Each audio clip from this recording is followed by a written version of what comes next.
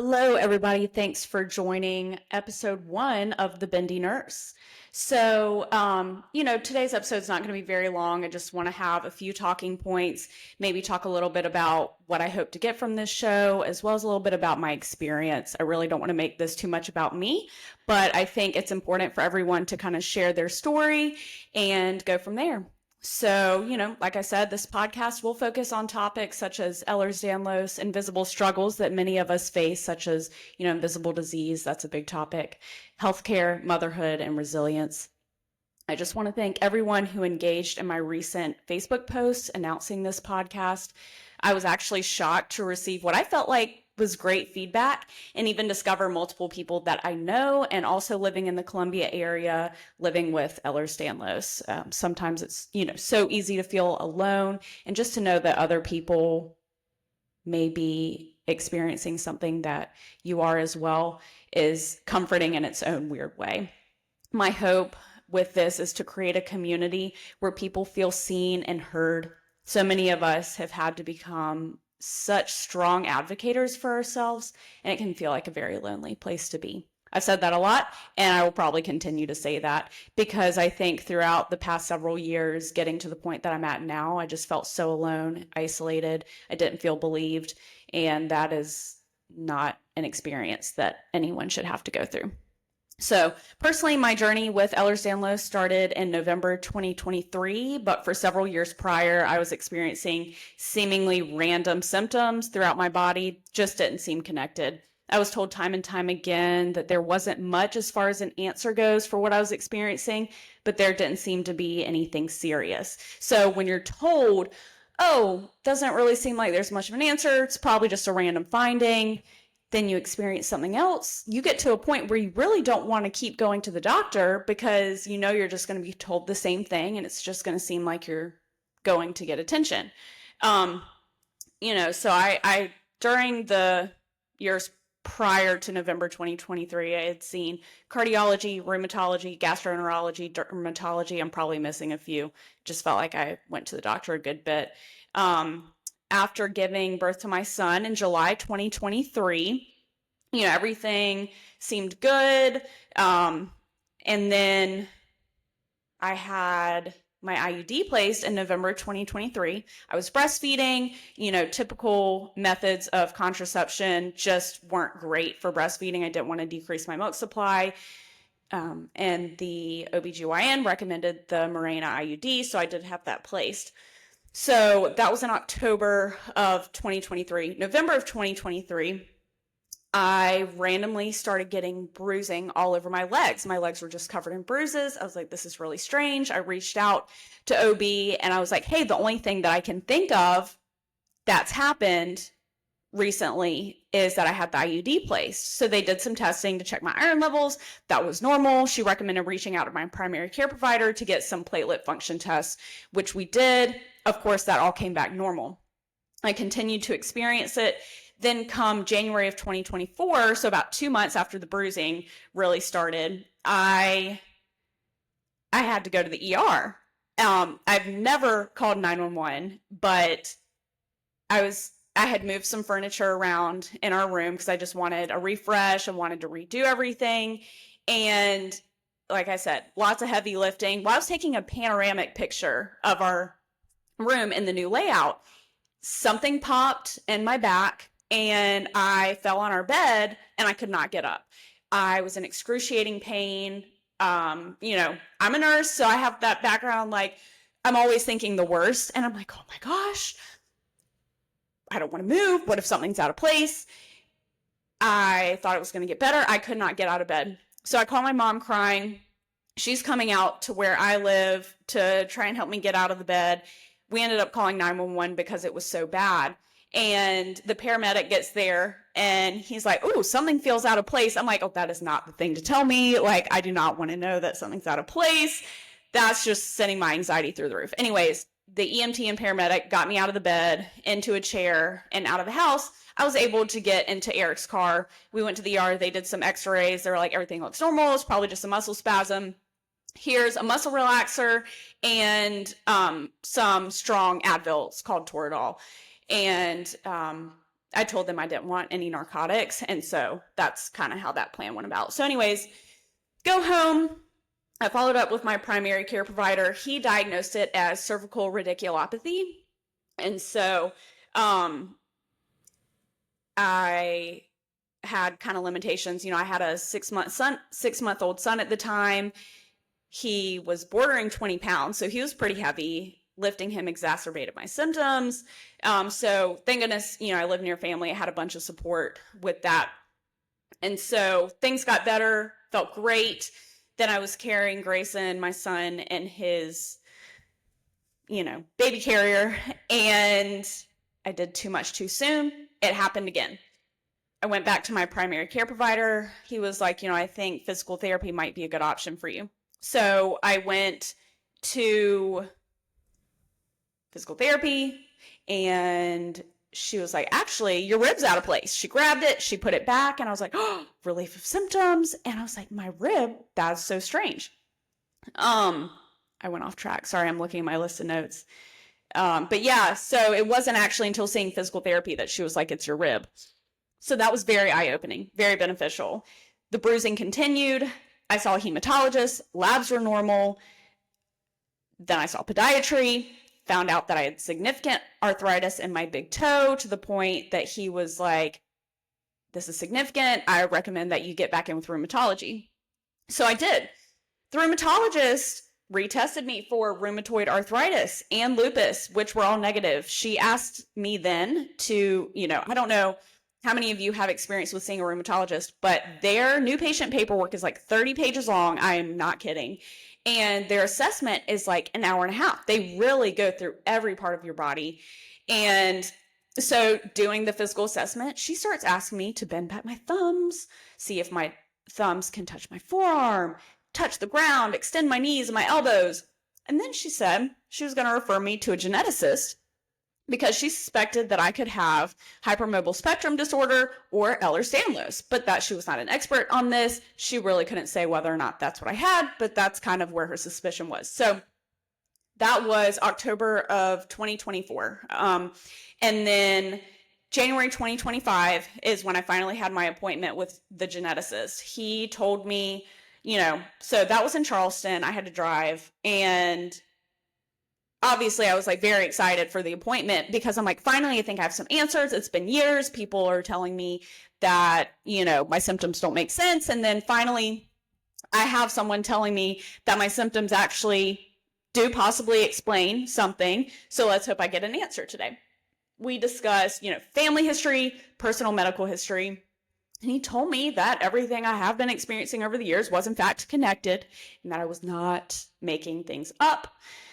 I almost cried. I really almost cried. Like I even told him, I was like, I'm going to cry, and if you look online, probably a majority of people with Ehlers-Danlos probably, or actually have said that they felt so relieved to get a diagnosis because finally they felt believed, they have answers, it makes sense.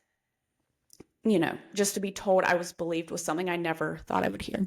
I repeat that I never thought I would hear that I was believed on what I was experiencing because it's invisible illness. People don't see what you're experiencing, and that really sucks.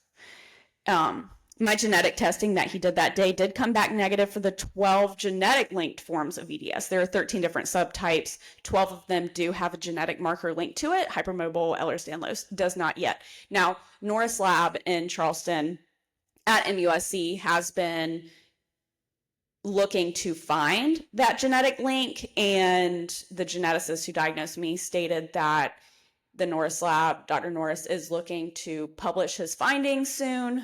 So I'm hoping that we will finally have the genetic link to that. So back to genetics. He told me that he disagrees with the 2017 guidelines for diagnosing hypermobile Ehlers-Danlos.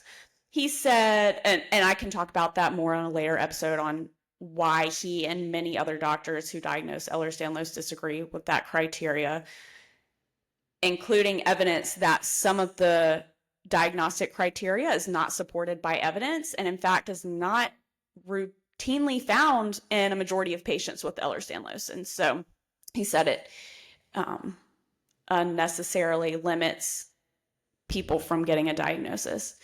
He said because I did not meet every single criteria, he had to formally list my diagnosis, like for insurance purposes, as hypermobile spectrum disorder. But he told me that I do, in fact, have Ehlers-Danlos. He was like, I know what you have, but I am limited in what I can say what you have. I asked him, because then we talked about the 2026 guidelines being released and how that is going to open the doors back to getting the correct diagnosis and everything. And I said, do I need to come back once those guidelines are released so you can officially write down on paper that I have hypermobile Ehlers-Danlos? And he said, no, you don't need to come back. I know what you have. The guidelines being released is not going to change that. So that's something I could talk about for a while, especially the 2017 guidelines, all that stuff. Okay, so he also recommended that I ask my primary care provider for a C-spine MRI because I had some upper extremity paresthesias, migraines, etc., and to look for craniosacral instability. He told me never to go back to a chiropractor for spinal manipulation of my upper neck, and I said okay, because I was doing that a good bit. April 30th of this year, I had my upright C-spine MRI, and it confirmed that I have craniosacral instability. So I started seeing a neurosurgeon at MUSC who has a special interest in EDS patients. He and his physician assistant are great. They are awesome. But I hate driving to Charleston. So I actually have a follow-up on Wednesday, and they let me do it virtual. So I'm really glad about that. He told me I cannot jump on trampolines, I cannot ride horses, and I cannot go skydiving, which I wasn't planning on skydiving, but I've considered a couple times. Wasn't actually going to happen. Feel like I have imposter syndrome when it comes to explaining what the diagnosing geneticist told me, the HSD versus the HEDS. So when I saw the neurosurgeon, it was validating to hear from him as well that he has no doubt about my diagnosis of hypermobile Ehlers-Danlos. And so anyways, that will come back at some point, I'm sure. So what made me want to start this podcast? Well, it actually was something one of my friends, Adeline, suggested, not because of EDS actually, but because I love helping my family and friends navigate their strange medical symptoms. Background, I've been a nurse for over 7 years. I did pediatric triage for almost 5 years. And so on my day-to-day basis, I was just, people would call, oh my gosh, this is what's going on with my kid. I would help them navigate their symptoms. When do you need to go to the ER? Kind of at what point we need to come into the office, if it's okay to monitor and treat from home. And I loved that. Like, I loved my job. The place I was working for didn't allow working from home anymore. And because of my diagnosis, I could not return to the office. And so I actually do legal nurse consulting now, which I love. So that's the great thing about nursing. There are so many different opportunities. Anyways, so back to the podcast. I love listening to podcasts every time I'm in the car. It's something that I've always wanted to try. But I decided I was going to make it about creating community and support among people who deserve to be seen and supported. So why the zebra? Let me get out my prints. I don't know if you can see it. Why the zebra? Medical students, and this is from Ehlers-Danlos.com. Medical students have been taught to look for the more common and usual diagnosis, not the unexpected one. So when you hear hoofbeats, don't expect a zebra. The zebra became our symbol because those with Ehlers-Danlos syndrome and hypermobility spectrum disorder are the unexpected. Excuse me, let me have some of my tea. Sometimes when you hear hoofbeats, it really is a zebra. When you see a zebra, you know it's a zebra. But no two zebras have identical stripes. Those with EDS and HSD don't have identical stripes either. We all present differently. Despite our different types and experiences, we are all people with EDS and HSD. We are stronger together. A group of zebras is called a dazzle. We dazzle. All right, and then Ehlers-Danlos.org had a section. So there's Ehlers-Danlos.com, Ehlers-Danlos.org. .org has a section about why the zebra. I'm so sorry. When you hear the sound of hooves, think horses, not zebras. It's taught to medical students throughout their training. I'm not sure about that. I've never asked a doctor that I know if that's true, but it sounds about right. And in medicine, the term zebra is used in reference to a rare disease or condition. Doctors are taught to assume that the simplest explanation is usually correct to avoid patients being misdiagnosed with rare illnesses. And doctors learn to expect common conditions. But many medical professionals seem to forget that zebras do exist, and so getting a diagnosis and treatment can be more difficult for sufferers of rare conditions. Ehlers-Danlos syndrome is considered a rare condition, and so EDS sufferers are known as medical zebras. This identity has now been adopted across the world through social media to help bring our community together. So that's a little bit about the zebra. My logo for the Bendy Nurse Podcast is a zebra. It's got some Z's on it. I do have narcolepsy, and I'll get into that another day. But yes, so that was, I was diagnosed with narcolepsy in college. But anyways, I could go off on a bunch of tangents. So let me go back to my list of notes. I'm so sorry. Yep, talked about why I want to start the podcast, talked about the zebra. How long does it usually take to get a diagnosis? 10 to 15 years. 10 to 15 years before most people are diagnosed with Ehlers-Danlos. Once they start presenting with symptoms, they've gone to several specialists, seen their primary care provider. That's a long time. A long time where people could actually be getting the treatment and support that they need and deserve to thrive.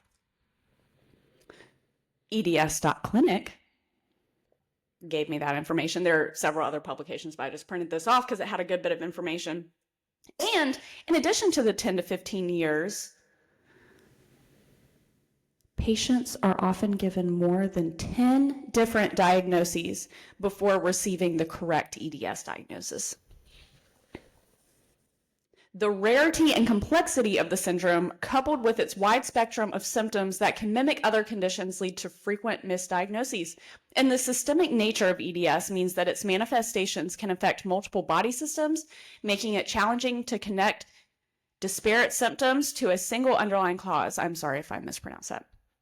This often leads to patients being dismissed or inaccurately informed that their symptoms are psychosomatic. I experienced this. I was literally told that I could just be making it up. All right. And then even family got to the point where they were like, is she making it up? I love my family. All right. What is EDS often misdiagnosed as? Patients often receive numerous alternative diagnoses before reaching an accurate EDS diagnosis, including fibromyalgia, chronic fatigue syndrome, and various mental health disorders. While some diagnoses may be incorrect, many conditions can coexist alongside EDS, and these are known as comorbidities. A 2023 survey indicated that common co-diagnoses include anxiety, depression, migraines, POTS, and IBS. So, by improving understanding and recognition of EDS, patients can receive timely, accurate diagnoses, facilitating better management of their symptoms and improving their quality of life. That's why I'm here. Let's make this more widely recognized. It's not fun to be dismissed or misunderstood. I knew what I was experiencing. I knew that I was not making it up, but I got to the point where I questioned if I was making it up. And it's not great. So, moving forward, I hope to eventually have other guests with EDS to discuss their journeys, what they do on a daily basis to live the best life that they can, how they navigate their symptoms and limitations, and advice that they have for others. I hope to bring on a mom of a child with a chronic condition, healthcare providers, talk about breastfeeding. Side note, I'm very passionate about breastfeeding and how our career paths can shape our perspectives in navigating our own healthcare journeys, etc. If you have any suggestions or topics you'd like to hear discussed, please email me at at Bendy Nurse, BENDY nurse @gmail.com. I will be posting to podcast channels. My current account is on Spotify creators. So I think from there, again, I'm very new to this. So I think from there it can post to Apple Podcasts, etc. I will be posting the video to YouTube. I think I can also post the video to Spotify. Again, brand new to this, so we're going to see how that goes, as well as other social media platforms such as Instagram and TikTok to spread the word about this podcast and build community of support. Please know you are not alone. You are not making it up. Please give this show a follow, share your story, and share this podcast. I look forward to what's to come, and I hope you do too. Thanks again for listening to the first episode of the Bendy Nurse, where we talk about the real stuff behind invisible illness. And if today's episode resonated with you, I'd love for you to share it with someone who might need to hear it. Please don't forget to subscribe so you don't miss the next episode. I'll see you next time.